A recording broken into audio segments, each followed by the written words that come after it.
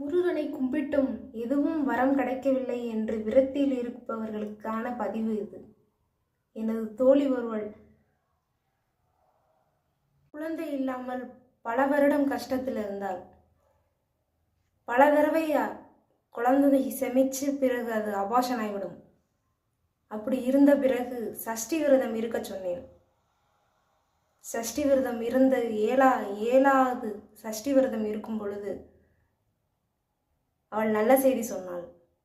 பிறகு குழந்தை விசாக நட்சத்திரத்தில் முருகனின் அருளோடு நன்றாக குழந்தை பிறந்தது. உங்களுக்கும் யாருக்காவது சஷ்டி விரதம் இருந்து நல்ல பலன் கிடைச்சிருந்தால் கமெண்ட்ல சொல்லுங்க. முருகனை உள்ளத்தோட முழு மனசோட விரதம் இருக்கிறவர்களுக்கு முருகனே அருள் புரிவார். அவரே குழந்தையா வந்து பிறந்திருக்கார்.